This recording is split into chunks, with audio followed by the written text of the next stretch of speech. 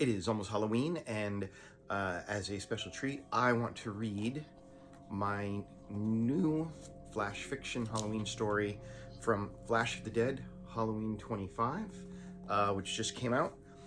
This is The Thing in the Doll. The thing crept out from the shadows in the closet, its many long, thin limbs reaching out around it inquisitively.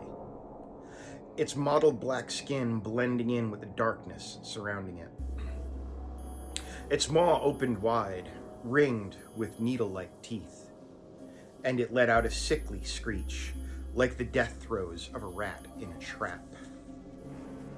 It was small, barely the size of a house cat. It quickly scanned its surroundings, its three milky eyes seeing the room in an alien spectrum of light and colors. The creature experienced the mortal world in hues of purple and red and ultraviolet, along with other colors humans have no names for. The room it found itself in was a child's bedroom, cluttered with toys and clothes, books, and scattered dolls. The thing looked outside through the room's single window and gazed at the kaleidoscope of whirling, discordant colors and unholy sigils that confirmed what it felt. The gates between the realms were thin. From the old stories the thing had heard, it was what the humans called All Hallows Eve, or Halloween, and it was free to do as it pleased until the gates swung shut at dawn's first light. It heard a sound from outside the room and scrambled across the carpet on too many legs, sneaking its eyes around a corner. A human was coming, its form framed in chaotic hues, a sharp aura of anxiety mixed with the dull colors of exhaustion, its scent reeking of disappointment. The thing skittered across the carpet, a blur of misshapen alien limbs, and vanished beneath the bed. It crouched there, every limb quivering, ready to lash out. A shadow crossed the doorway. The human paused, then kept walking. The thing held its breath. Under the bed, the thing spied a toy, a cloth doll. It had hair made of red string and a stuffed body, covered in colorful fabric. The thing crept up to the doll, picking at it curiously with chitinous appendages. It sniffed the air and checked its surroundings. Satisfied, it used one of its sharp black nails to make a small incision in the side of the toy, then slithered its slender, misshapen body inside, pushing away stuffing and reshaping its alien frame to fit the tight contours of the doll.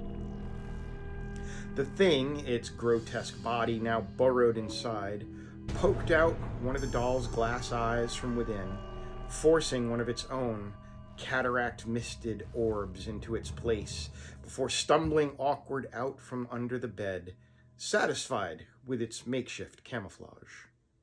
It shifted between walking on 2 legs and 4, both of which were awkward and uncomfortable, as it was accustomed to getting around on many more limbs. It slowly teetered across the bedroom rug, listening for movement from elsewhere in the dwelling as it mentally worked through its next moves. It wanted to feed.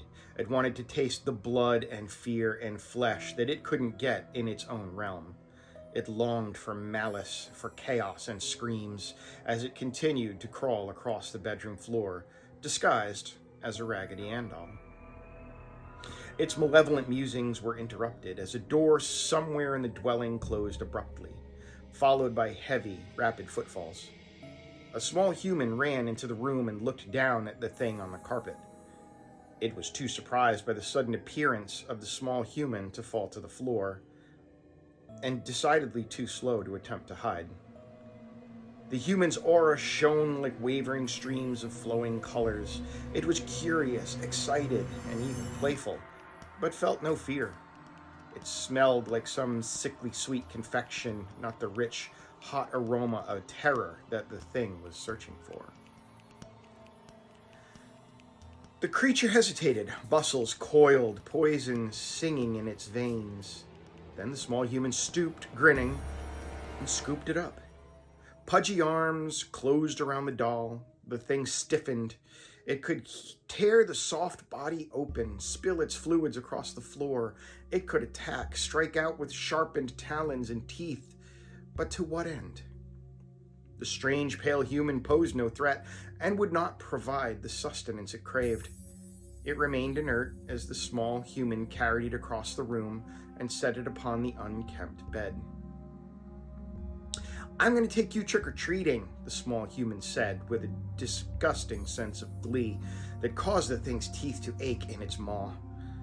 It did not understand what the human meant by its screeching outcry, but it decided to wait for the right opportunity to make its move, to strike or to flee.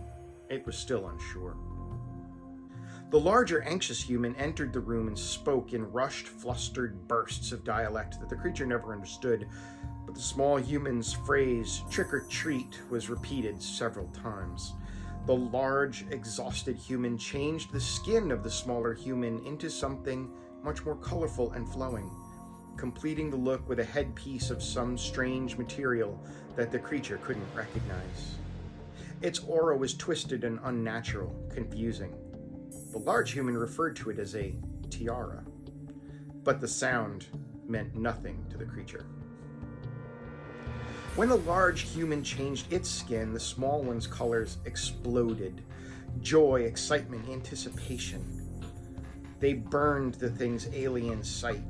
The small human's scent shifted too, thick with greed and want.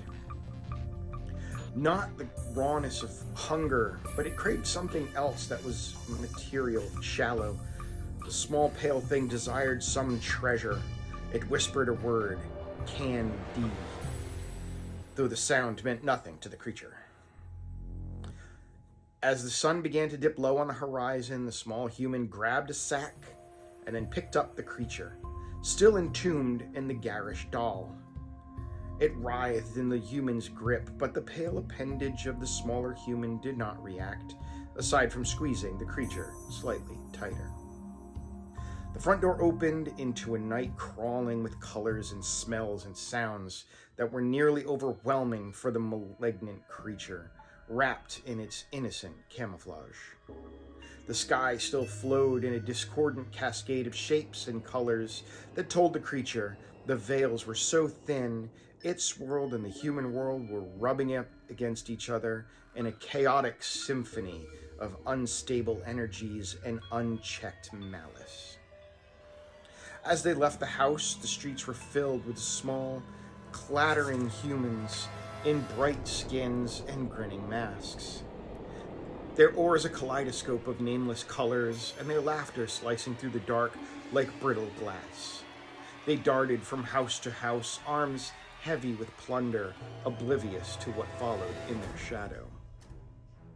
The doll sagged in the human's grip, its single milky diseased eye glinting as the creature inside drew a slow, ragged breath.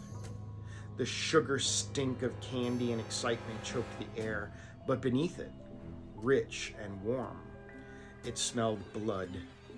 It tasted the iron salt of skin slick with sweat, heard the hammering of tiny hearts, and somewhere in the distance, it caught the first thin scream of fear. The delicious scent cutting through all else and making its stomach growl. Deep inside its patchwork prison, the thing stretched its limbs against the seams and smiled.